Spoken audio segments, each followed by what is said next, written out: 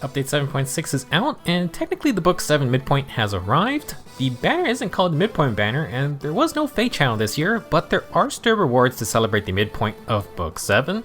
Oh yeah, there's a new cinematic as well. If you're still confused, the end of the current chapter basically spells out what is happening. All I'm gonna say is that Govig winning CYL and getting that Brave Vault before Book 7 ends is gonna be hilarious. Considering how most CYL outfits do callbacks to related characters of the winner, I cannot wait to see what in the world Brave Govig is going to end up as. Now moving on, I want to cover the celebration rewards real quick. First off, Midpoint Quest will get you 2 5-star copies of Saul, who is going to be an instant demote later on. There are 12 daily banners coming back, and each can be sparked if you want one of those characters. Check the notification to see the banner lineups. For logging in, you can get 140 Dragonflowers of each type, 70 Divine Dew, and a nice 700 Heroic Grails. Last, we have double and quintuple EXP/SP events. Really good time to level up your army. Onto the banner breakdown. The Book 7 Midpoint Banner is going to feature Binding Blade. You can get newcomers Dorothy and Noah, plus Ascended Fur is here. No rearm tears this time, instead we have a spot for Mythic Heiðr. We'll talk about our new unit's stats and skills, plus go over some general playstyles and build ideas. Since he is free, let's start with Saul first. By the way, he's going to be in the 3 to 4 star pool with this month's Legendary Hero banner. As a unit, Saul is an infantry healer, which is still not the most exciting group to talk about. However, year 7 has been the year of the healer, and Saul has some good traits should you want to use him. For stats, Saul comes with 37 HP, 40 attack, 44 speed, 16 defense, and 40 res. Horrible physical bulk, pretty good base res, and the best offensive spread among free-to-play infantry healers. He is basically a Fallen Maria, but shifting some attack into resistance. This will let Saul run res-based skills if he wants, but otherwise he is prime offensive healer material. If you want to focus on speed, Saul is just head and shoulders above everyone else, while still having pretty good base attack. In terms of those skills, pretty boring. Restore Plus is kind of rare if you're a newer player. Saul will be the only summable demote option for Distant Defense 3, but you're going to need to 5-star him. Heavily in Light and Drive Res 2, nothing special. Now what is exciting is Saul's inheritable staff, Incurable Plus. 12 might, foe cannot heal HP during or after combat. After combat, if unit attack, deals 7 damage and inflict deep wounds on the target and foes within 2 spaces. Incurable Plus is the exact same weapon as Hatari Zane's Serpentine Staff Plus. Zane is a common man you can buy, but Saul brings this weapon into the free-to-play reach, and it's a decent option. It's basically combining Pain Plus with Fatal Smoke. Use it with Poison Strike or Savage Blow for auto-combat damage. The foe cannot heal unless they remove deep wounds first. This can have a place if you just want a healer to do some kind of damage. In terms of playstyle, Saul obviously would like to use his great base attack and speed. His base kit, not really anything special, but Distant Defense can supplement some extra res if you're fighting ranged mages. Pretty much any physical damage will be the end of Saul, so Dazzling Staff is vital. If he's in the backline, you can run support skills like Sabotage or Ploy, as well as in-combat buffs like Joint Drive Res or Just in Guard, maybe even the Recovery C skills. Any healer can do this though. For Saul, you do want to give him Wrathful and Dazzling Staff. You can use Incurable, but for in-combat stats, Palm Staff is a free-to-play option with the -5 speed. The best combat staff is going to be the Observant Staff, which funny enough comes from Saul's 5-star seasonal ult. It may just be easier to wait for an Arcane Staff if that ever happens. Until then, pick an inheritable staff and you can repair Saul with the new 2 cooldown offensive healer specials. Poetic Justice grants extra damage over Dazzling Shift. Healers can run attack and speed finish, and Saul gets to run Time's Pulse as well if you really want. That would at least put Holy Panic or Light's Restraint on 1 cooldown, and if Saul doubles, then you can proc those in 1 round. That's pretty much the best you can ask for. You could run No Follow-Up to double, or you could run Quick Impulse for an instant special if you just want stats. Saul could also go with something like Oath 4 or Menace C skills. If you want to use Incurable to chip enemies for the rest of your team, you could run it with double Savage Blow or 1 Poison Strike with the new Escape Route 4. Anyone can get Conso 1 if they're hurt, so you can pair that with push skills and their self-recoil. You would need to run Dazzling Staff to stay safe, but that will tank Saul's own damage. At that point, doesn't really matter who runs this setup, which is kind of the issue with healers without unique weapons. Basically, Saul is a pretty good demote healer due to his stat spread, very high attack and speed, and you can spec into res skills if you really want. Since the new healer skills don't really seem to be caring about extra team support, Saul's a good candidate if you just want to grab those new offensive specials or Poetic Justice. Otherwise, we just had 2 free fantastic healers in Little Lucius and Cornelia. Onto our actual banner units. Dorothy is the 4-star focus unit. She will demote into the 3 to 4-star pool after the banner is over. Dorothy will be another demote colorless archer, our 3rd one this PSD generation. For stats, she has 40 HP, 46 attack, 43 speed, 25 defense, and 20 resistance, speed and defense super boons. Suffice to say, but Dorothy is actually incredible if you just want offensive stats. She has higher attack and speed than Etier, tying dual Crom for highest attack archer in the game. 43 speed will tie with Kiragi for the fastest free-to-play infantry archer. These insane stats come at the cost of bulk. Etier has 5 more defense, while Kiragi has a 12 more defense. If Dorothy can stay safe though, she will hurt a ton. For old skills, we have Ardent Sacrifice, Speed and Res Ideal 3, and Attack and Res 03. Speed and Res Ideal has only been on Saline, who has the tier 4. Attack and Res 03 is on Peleus, but Dorothy brings it into the demote pool. For an inheritable weapon, Dorothy has the Defier's Bow Plus, 12 might, at start of combat if foe has more than 75% HP, grant plus 5 defense, and flick minus 5 defense on the foe, and if the foe has defense field buffs, Dorothy gains the same bonus in combat while inflicting a penalty on the foe for that same amount. The Fire's Bow is not new, it is the exact same as Summer Leone's Sunflower Bow Plus. It essentially is an attacking defense bow that steals enemy defense buffs. It's okay, not the crazy inheritable, especially for Dorothy. Generally speaking, Dorothy's base kit is alright for budget builds. The Fire's Bow grants more damage with some bonus defense. Speed and Res Ideal can activate with Attack and Res Oath, and Bolt boost her resistance a little bit. You can run this with just about any B skill like Desperation, No Follow-Up, or whatever. I do want to take this time to mention that the Squad Assault Sacred Seals got a quiet buff, at least moving forward it looks like. Starting with this update, the 71st Squad Assault gives the Squad Ace BS 1 Sacred Seal. These stat boosters have only been upgradable one time to get very basic +2 flat stat boosters or like an HP and 1 stat bonus.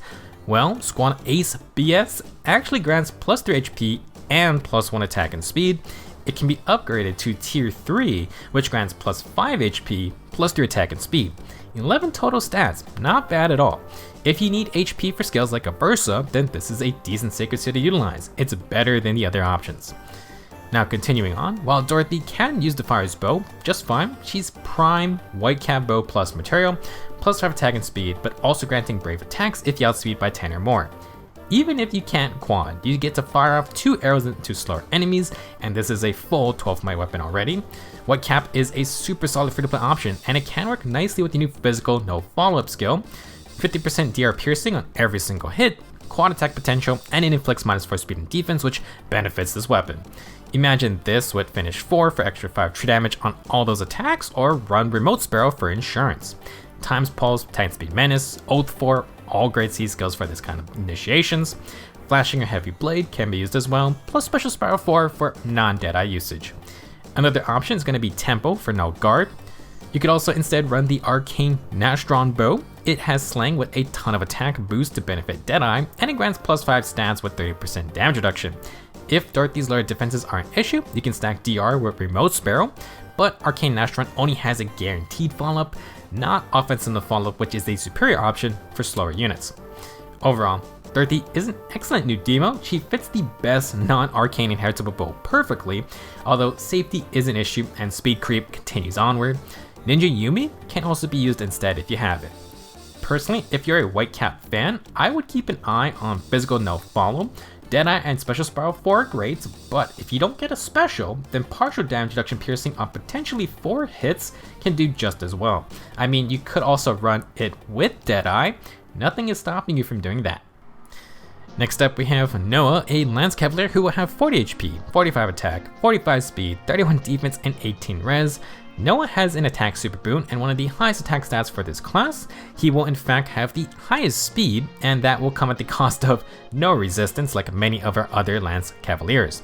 31 defense is okay, and Noah has some defensive perks, but yeah, he is going to be taking some damage. For old skills, Noah has Luna and Flow Guard 3. To me, it's the best pure combative flow skill since it prevents slaying bonfire counterattacks. This is the first time it's in the permanent pool. For his weapon, Noah has the Ilian Merc Lance. Exert specials. At start of turn, if number of allies adjacent to Noah is 2 or less, then grant the dodge and low statuses to Noah and his support partner within 2 spaces.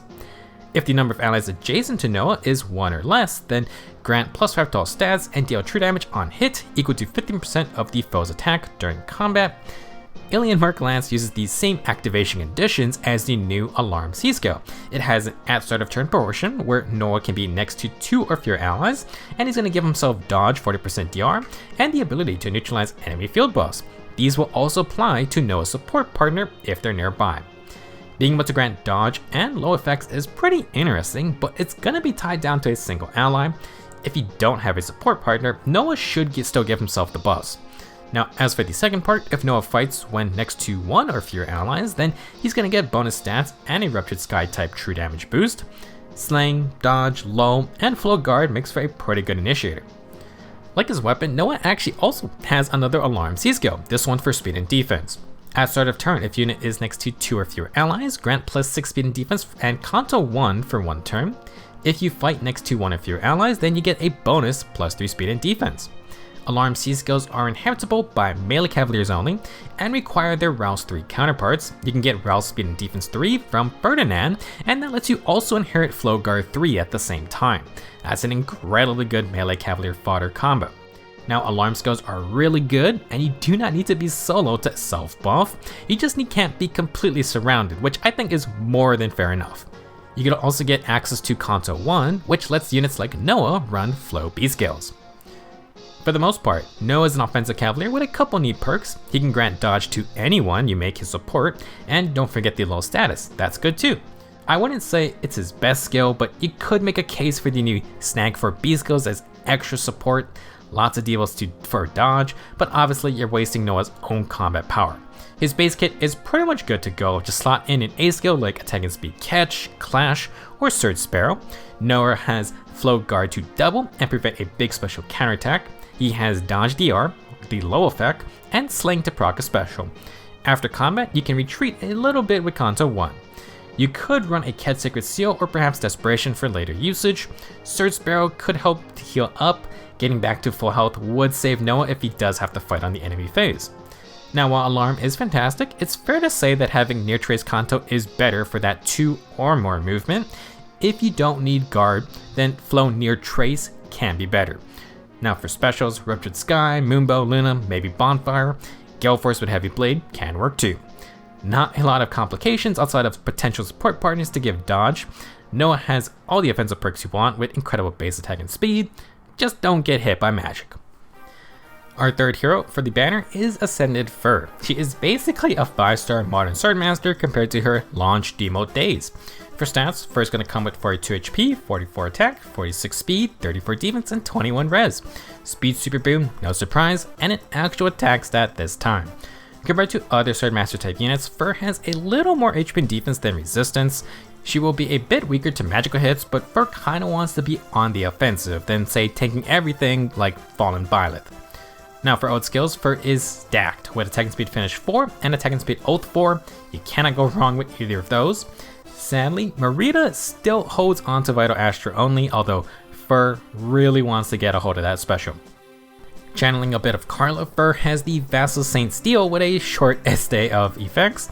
First off, it has excited specials, and if Fur starts to turn above 25% HP, she activates Time's Pulse, aka -1 special cooldown if you're max value.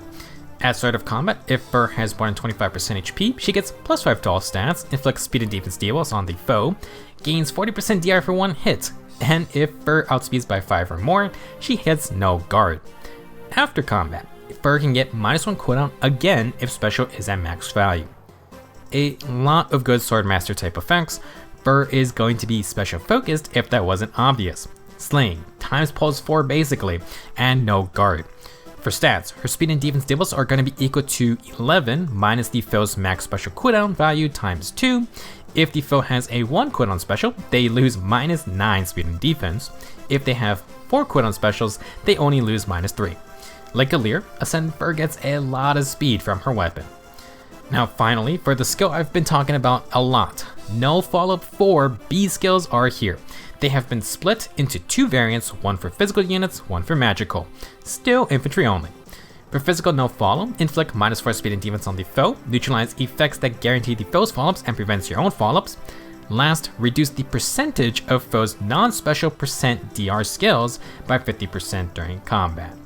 While things like Deadeye, Lethality, and Special Spiral 4 are vital for negating large amounts of damage reduction, if you cannot get them to activate, then they are useless. This skill, like some weapon effects have, will cut DR skills in half on every single attack. Additionally, this seems like a solid option for the one cooldown special spammers who may not necessarily want to run Special Spiral 4.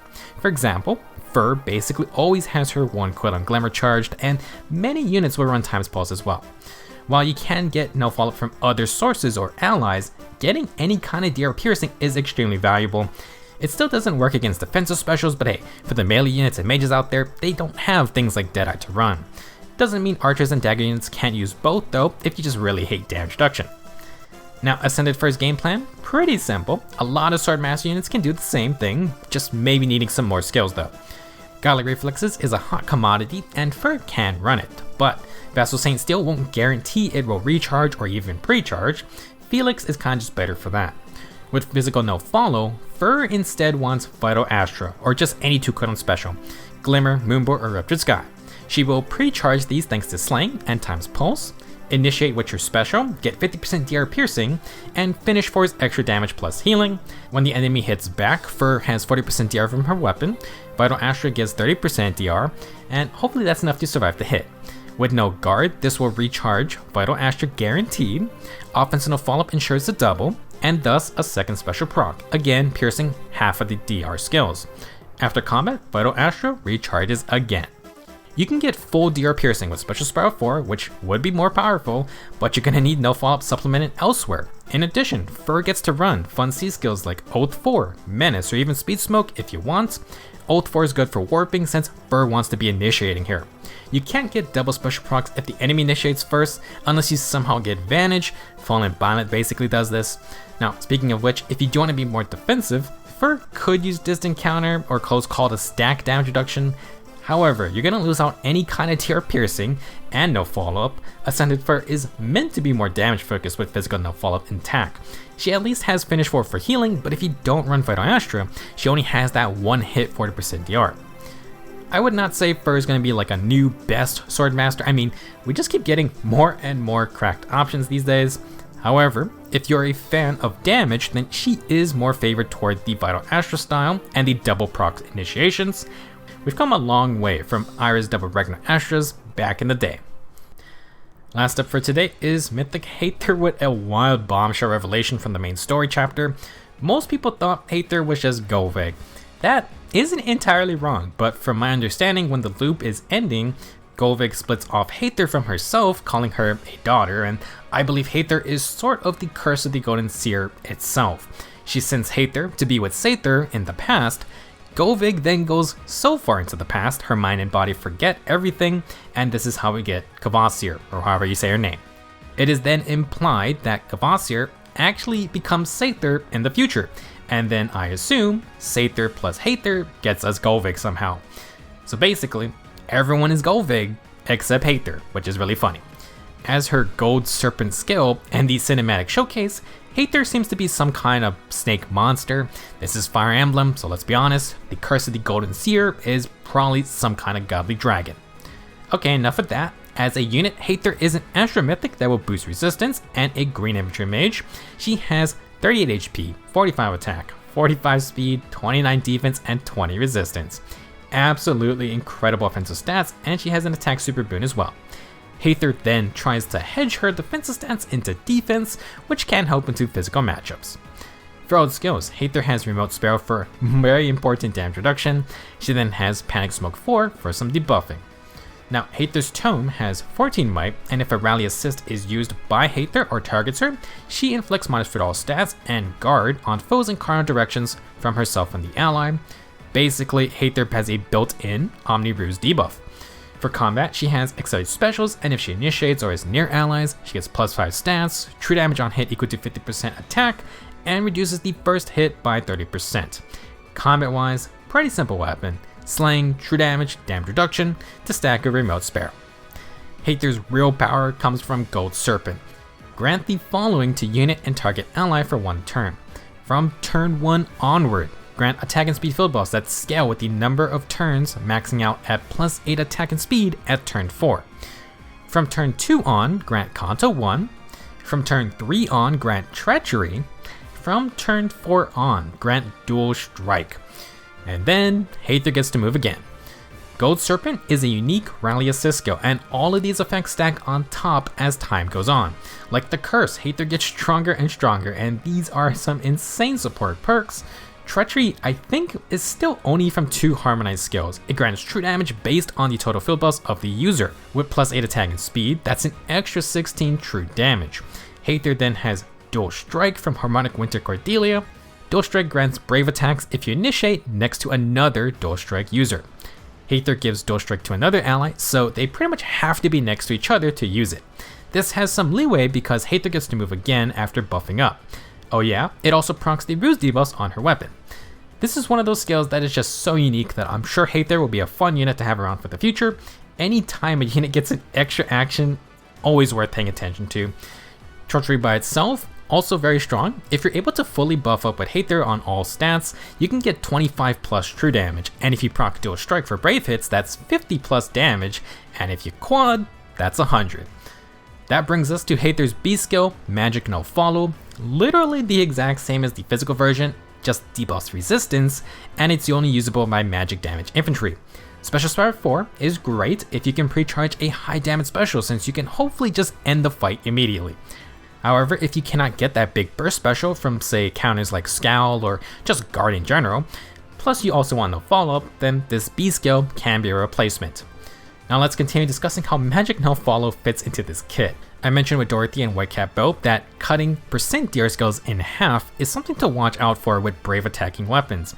Well, Heiðr can get brave attacks via Dual Strike, and she's empowering those hits with large amounts of Treachery true damage. If you make it to turn 4 and can set up Dual Strike, you can get 2 instant hits of high damage with partial DR piercing, maybe even include a Glimmer special proc. Now if the enemy survives that and counters back, Heiðr has 30% DR stacking twice from Remote Sparrow. Hopefully she lives. If you outspeed, No Follow-Up lets her double, and with Dual Strike that means quad attacks for more DR piercing. After combat, you get Kanto 1. It's the same idea without Dual Strike, but obviously half the firepower. I would say you at least want Treachery active most of the time. Now, this is Heiðr's general combat loop, but to get there, you first need to use Gold Serpent on an ally, apply Ruse debuffs, and then you're going to get another action. In general, this is always fantastic since Guard helps tanking counters, and you're helping the whole team, and also you're going to buff that one ally. The downside is that Heiðr needs time to charge up. The attack and speed buffs go up by +2 each turn, and while Kanto is nice, you at least want Treachery for its damage boost. That's 3 turns. Now due to Treachery using field buffs, I actually think Demon Summoner's Oath would be a good C skill. If the tier 4 were to happen, Heiðr fully self-buffs herself, and she's going to get Warping. That would just open up more Gold Serpent options and more attack options. Now Panic Smoke is fine, but I wouldn't exactly want Heiðr to be taking hits on the enemy phase. Same kind of goes for A skills. I think you should keep Remote Sparrow and focus on initiations only. If Heiðr does get low on HP, you can use Desperation in that seal slot. Otherwise, slot in your best attacking speed boosters. Since she has the Rally plus Ruse combo with more statuses, you could hang back just buffing the team. Then when the time is right, Warping with Wings of Mercy. You can either use Gold Serpent then, which refreshes her action, or you can try to set up Dual Strike with an ally beforehand. Dual Strike is insane, but this requires a bit more planning unless you bring Harmonic Cordelia, which can hand it out to more teammates. For some other options, you could run Special Spiral 4 times Pulse and other Blade Sacred Seals. Just a reminder that if you lose the tier 4 no follow-up, then she may not double unless you get it back in other ways. Overall though, Heiðr kinda looks pretty crazy. She is limited to buffing one ally, but things like Treachery and Ruse debuffs could be hilarious with say a dual phase brave user like Altina. The extra action is also going to be strong as well since Heiðr is a threat herself, especially if Dual Strike can be used. That said, for Aether raids, you do have a turn limit. Heiðr gets stronger if you wait, but you don't want a timeout either. Same kind of goes for Summoner Duels as well. That is a trade-off you need to make. If you can wait though, then you get a pretty crazy Rally plus Ruse support that just gets crazier and crazier. That will be it for this banner breakdown. Mythic Heiðr is wild, and I think she'll be fun to have if you like unique support perks. If you're not summoning, our Grand Hero battle unit is Murdoch, who actually is quite cool. I think a lot of people are going to build them. Good luck if you are summoning.